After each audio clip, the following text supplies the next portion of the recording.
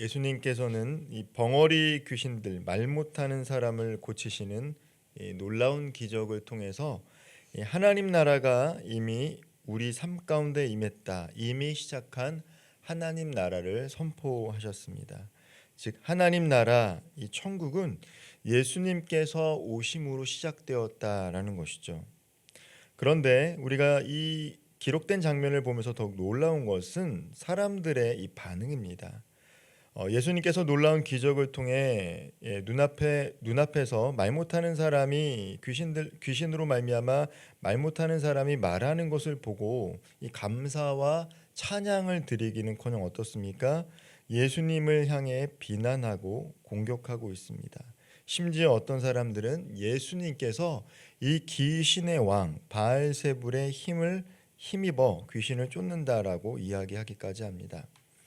예수님은 그들의 이런 악한 생각을 아셨습니다. 그리고 17절에서 이렇게 말씀하십니다. 예수께서 그들의 생각을 아시고 이르시되 스스로 분쟁하는 나라마다 황폐하여지며 스스로 분쟁하는 집은 무너지느니라. 너무나도 이 당연한 말씀을 하고 계시는 것이죠. 만약 사탄이 자신의 힘으로 귀신을 쫓아낸다면 그것은 자기 스스로를 공격하고 자기 자신을 무너뜨리는 것이다라고 이야기하고 있는 것입니다. 내가 사탄에 들렸는데 사탄의 힘으로 사탄을 내쫓는다. 그것은 스스로를 무너뜨리게 하는 행동이니 결코 일어날 수 없다라는 것이죠. 내가 하고 있는 것은 사탄의 힘으로 하고 있는 것이 아니다라고 예수님 스스로 말씀하고 있습니다. 사탄은 결코 스스로 자신의 나라를 분열시키지 않기 때문입니다. 그래서 예수님은 아주 분명하게 20절에서 이렇게 말씀하고 계십니다. 20절의 말씀을 제가 다시 한번 읽어보겠습니다. 그러나 내가 만일 하나님의 손을 힘입어 귀신을 쫓아낸다면 하나님의 나라가 이미 너희에게 임하였느니라. 아멘. 예수님께서 말씀하신 것은 사탄의 힘을 힘입어 귀신을 쫓아내는 것이 아니라 하나님의 손에 힘입어 성령의 능력으로 귀신을 쫓아냈다라고 이야기합니다. 그리고 성령의 능력으로 귀신을 쫓아낸 것이 사실이라면 이미 하나님의 나라가 말씀을 듣고 있는 그 회중들 가운데 임했다라고 이야기합니다. 우리가 함께 이 본문을 읽는 가운데 놓치지 말아야 될 중요한 진리가 한 가지 있습니다. 그것은 무엇이냐면 바로 흔히 하나님 나라, 이 천국이라고 할 때 우리는 저 먼 미래에 우리가 죽어서 가는 곳만을 천국으로 이해하기가 쉽습니다. 천국은 죽어서 경험되는 곳이다라고 생각할 수 있죠. 그러나 분명한 것은 예수님께서 말씀하신 이 하나님 나라 천국은 이미 임했다라는 거예요. 성령의 역사가 임하는 곳에 이미 임했다. 그래서 이 독일의 오스카 쿨만이라고 하는 신학자는 하나님의 나라는 이미 시작됐다. 그러나 아직 도래하지 않았다라고 이야기합니다. 예수님께서 재림하실 때 하나님의 나라는 온전해질 것이다라고 이야기합니다. 하나님의 나라는 결코 먼 미래에 존재하는 것이 아니라 바로 지금 우리가 살아가고 있는 이곳에서 예수님과 함께 우리의 삶 속에서 시작되었다라고 주님께서 친히 말씀해 주셨습니다. 하나님의 나라는 이미 임했고 지금도 우리 가운데 역사하고 있습니다. 그런데 이렇게 이미 임한 하나님의 나라는 필연적으로 발생하는 현상들이 있는데 바로 영적인 갈등과 충돌이 일어난다라는 것입니다. 사탄은 오랫동안 이 세상을 자신의 손에 붙잡아 두고 사람들을 속였습니다. 성령, 하나님의 영은 진리의 영이고 거룩한 영이지만 사탄은 악한 것이죠. 거짓의 영입니다. 하나님을 알지 못하게 하고 우리들의 마음을 매우 혼란스럽게 합니다.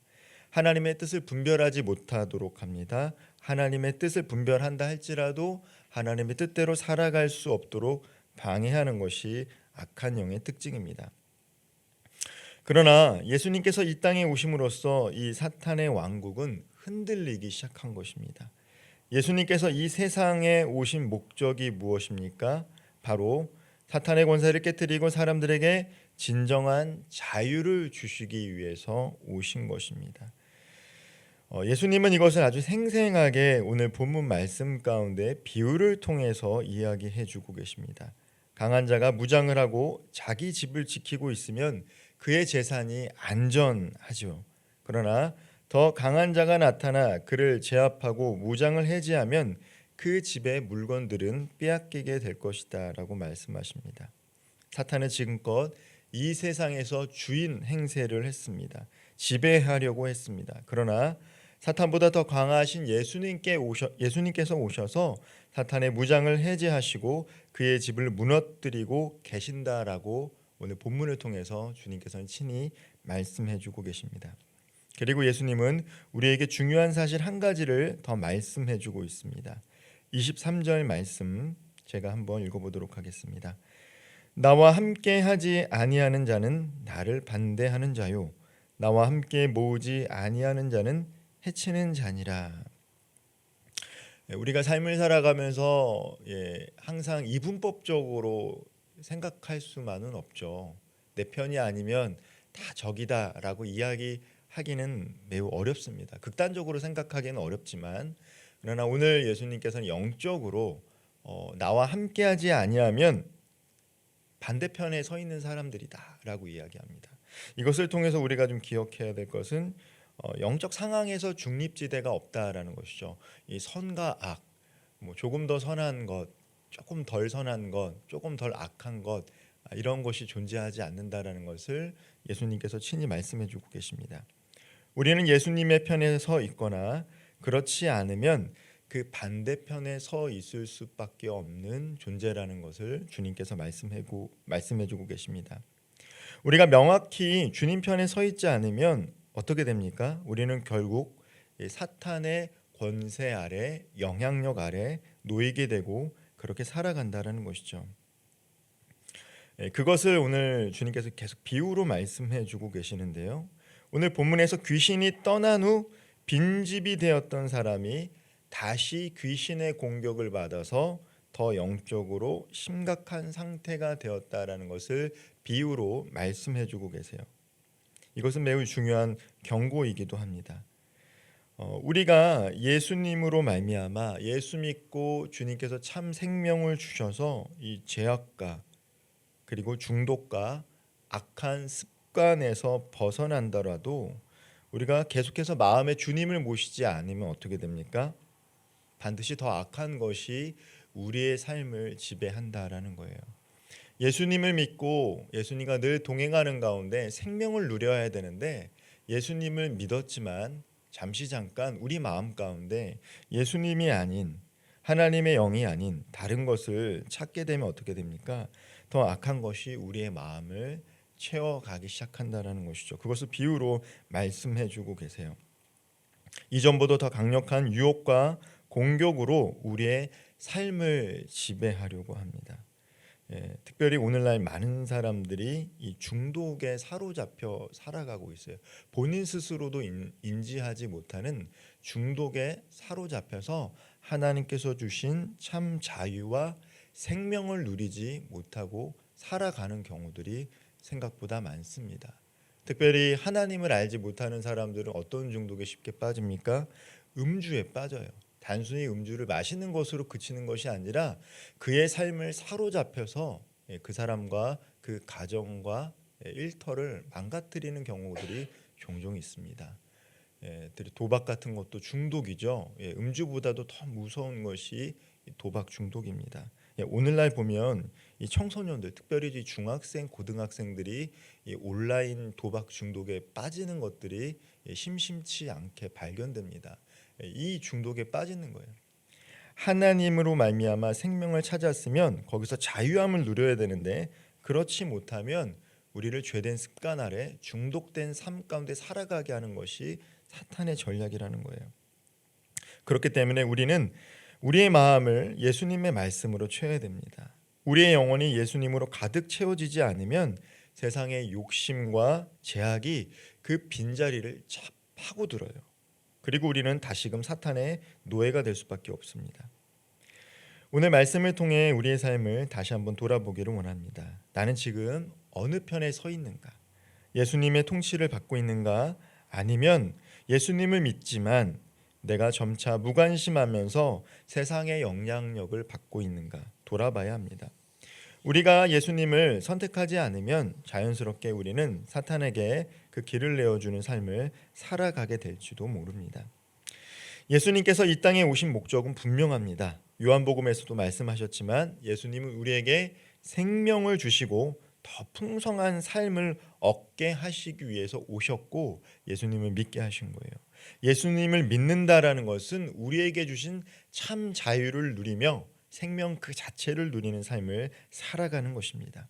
하지만 사탄은 우리를 도적질하고 죽이고 멸망시키기 위해 끊임없이 공격하고 유혹합니다. 이 영적인 전쟁에서 우리가 해야 할 일은 예수님께 분명히 서서 그분의 말씀으로 우리의 삶을 채우는 것입니다. 날마다 깨어 기도하고 예수님과 깊은 교제를 누리며 그분의 통치를 받는 것, 그것이 우리가 계속해서 주님과 함께 동행하는 기쁨을 잃어버리지 않는 삶을 살아갈 수 있는 이유가 됩니다. 그러면 바로 그것이 하나님의 나라가 되고 우리의 삶은 하나님의 축복으로 풍성해지는 것입니다. 죽어서 가게 되는 천국도 분명히 존재하지만 분명 하나님께서는 이 땅에서도 아직 온전하지 못한 천국을 임할 수 있다라고 우리에게 말씀하셨습니다.